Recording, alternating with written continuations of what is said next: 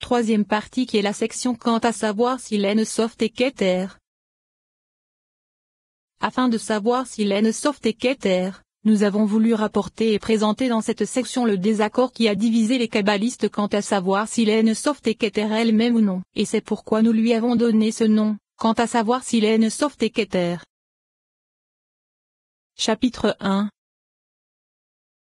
De nombreux kabbalistes parmi les enfants de notre peuple ont éprouvé une grande confusion et sont tombés dans l'erreur en pensant que la Keter suprême correspond à l'N-Soft et qu'il fait partie du compte des 10. Et il y en a qui disent que puisque nous avons 10 degrés, pourquoi la Tzilut aurait-elle besoin en plus d'un émanateur alors que les émanations sont 10? Et ils imaginent cela en se basant sur le verset du Sefer Yetzira qui dit, 10 et non 9, 10 et non 11. Et ils disent que non 11 signifie que l'on ne doit pas ajouter au-delà de 10 et que les 10 contiennent précisément l'émanateur qui est l'N-Soft donc la Keter suprême. Ceci constitue leur cheminement, que leur maître leur pardonne, car ceci se réfère à la coupure et à la division. Et quiconque lit ce que j'ai expliqué à propos de ce verset dans le 6e chapitre de la première section, y trouvera la preuve du fait qu'il s'agit de l'inverse de cela. Et voici que cette hypothèse est réfutée pour de nombreuses raisons. Et si tu le veux, appelle cela une hypothèse. Et cette hypothèse c'est que l'émanateur est différent de ces émanations par de nombreux aspects. Le premier c'est que les émanations sont soumises au temps,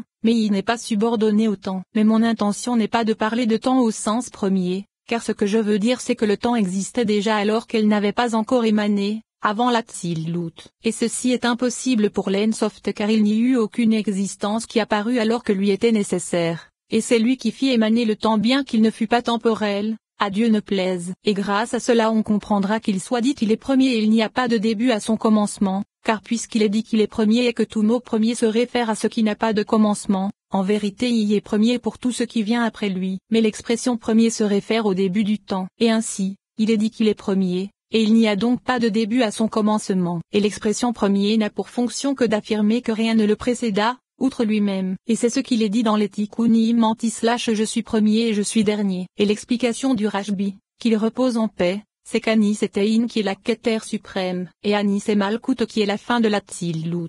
Et ceci attache la fin au début, et le début à la fin. Car Ein c'est, Aleph la Keter suprême, Yodok Ma et Nun Bina. Et puisque la prolongation du Vuk est le Nun final, un Yod sur un Vo, la réalité du Nun elle-même c'est Malkut. Car en vérité Yin contient toute la Tzilut, et c'est je suis premier, secret de la propagation et de l'expansion de la Tzilut du haut vers le bas, et je suis dernier c'est la réalité de la lumière qui revient de bas en haut, et grâce à cela on comprendra les mots premier et dernier, car en vérité Keter est appelée première puisqu'elle est première pour tout ce qui apparut au commencement, depuis les émanations jusqu'en bas. Mais dans l'N-Soft au-dessus d'elle l'expression premier ne s'applique pas, et c'est, et devant un, que comptes-tu? Explication. Keter est appelée une, car c'est le début du décompte des 10 puisque c'est en elle qu'est contenu tout l'ensemble, et le fondement du décompte se trouve en haut, comme nous l'avons expliqué dans la section précédente. Et il est dit devant un, car c'est ce qui précède, c'est-à-dire l'N-Soft que comptes-tu? Car là ne s'applique ni le compte, ni la parole,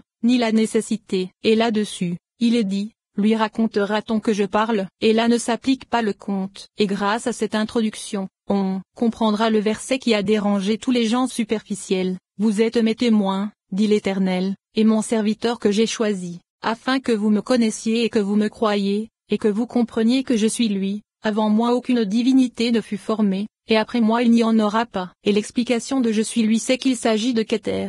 Car en vérité c'est Keter qui est appelé lui, et c'est pour indiquer son aspect caché que le mot lui est l'appellation de ce qui est invisible, et c'est pourquoi il est dit qu'elle est appelée Ani pour indiquer également qu'elle est le début et la fin de la Tzilut, par le secret de je suis premier et je suis dernier, comme nous l'avons expliqué. Et il est dit avant moi aucune divinité ne fut formée, et le mot fut formé est à comprendre selon son sens littéral car l'explication en est qu'il n'émana pas. Car l'expression de Yetzira est également utilisée vis-à-vis de la Tzilut, de même que l'on utilise l'expression de Beria, c'est-à-dire au commencement, il créa. Et il est dit avant moi rien n'émana en dehors de moi, car c'est le sommet qui vient sous forme d'émanation. Et c'est une fin pour toute la Tzilut. Et c'est ce qu'il est dit, et après moi il n'y en aura pas. Et cela se réfère à la puissance de la grandeur de l'N-Soft le roi, roi des rois, le Saint béni soit-il, car cela se réfère à son existence qui n'est pas subordonnée au temps. Car au contraire, c'est lui qui fit émaner le temps, et son absence n'est en aucune façon concevable. Et c'est l'un de ces nombreux degrés au-dessus de ces émanations,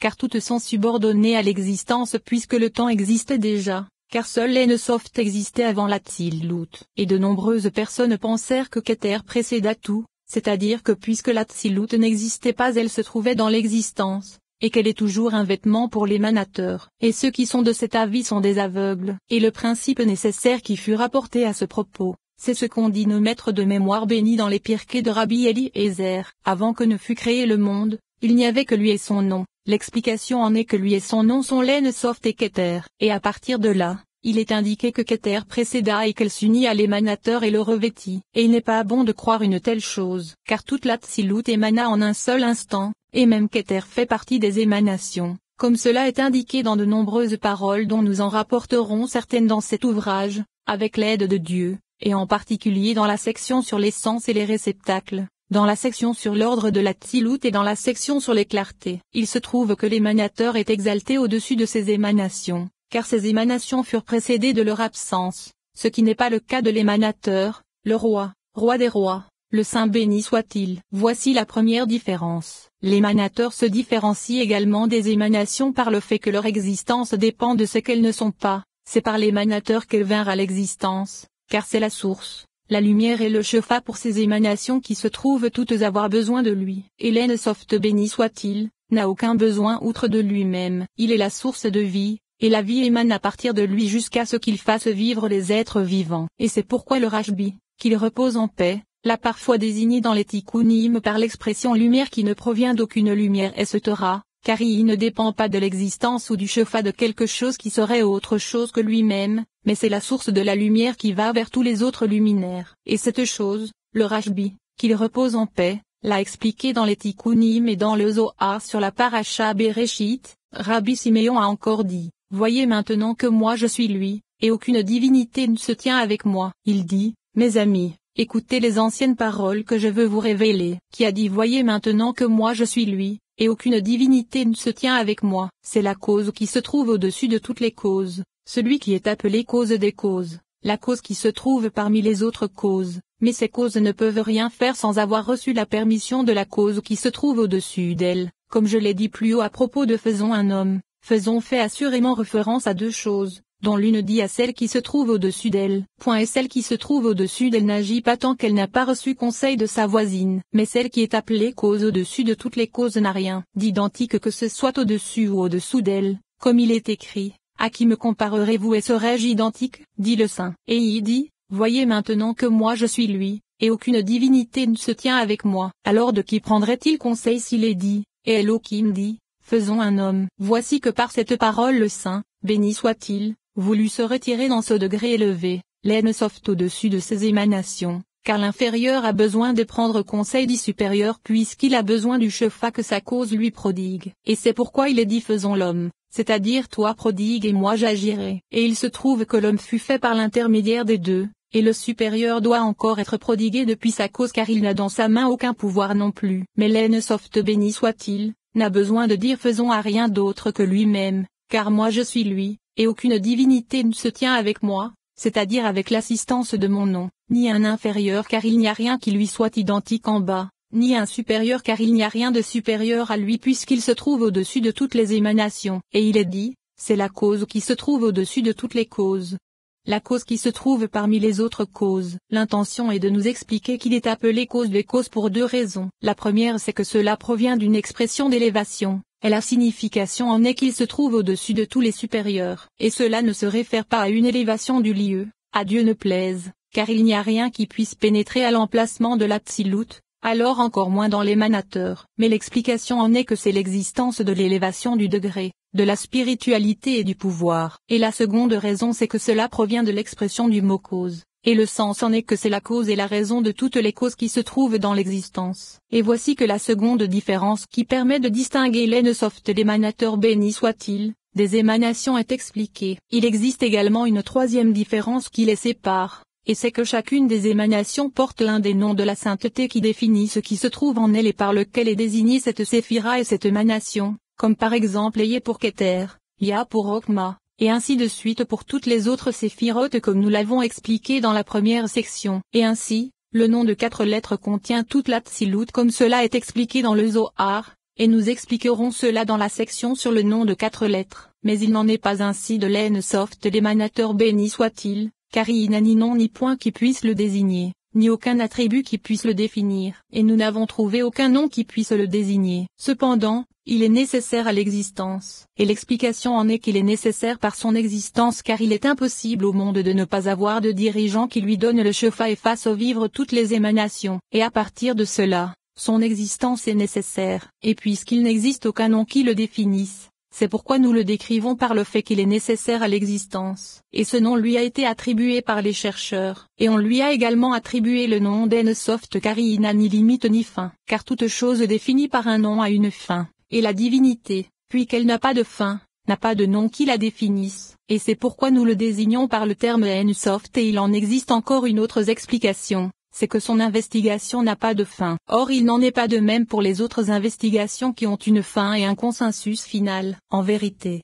l'investigation de la divinité se fait par l'Ainsoft et c'est pourquoi il n'y a personne qui en connaissance l'essence, si ce n'est par l'intermédiaire des séphirotes qui révèlent un peu de sa grandeur. En vérité, au-delà de ces séphirotes, il n'y a aucune compréhension à cause de la profondeur du concept. Et c'est pourquoi nous le désignons par le terme Ainsoft ou lui a encore attribué le nom de cause des causes, et la signification en est que les causes desquelles proviennent d'autres conséquences en sont les conséquences, et c'est pourquoi il y est appelé cause des causes car c'est la cause première de toutes les causes du monde, et bien qu'elles soient les causes d'autres qu'elles engendrent, toutes sont engendrées par lui, et il y en a qui disent que la Keter suprême est également appelée cause des causes car elle est la cause de toutes les autres causes qui sont engendrées par elle. Ce qui n'est pas le cas en deçà d'elle car Okma n'est pas la cause de toutes les causes qui sont engendrées puisque Keter engendre mais n'est pas engendré par Okma, et au contraire c'est Okma qui est engendré par elle. Et ainsi, il a été dit que Keter est appelé cause des causes car c'est la cause des causes qui sont ses conséquences. En vérité,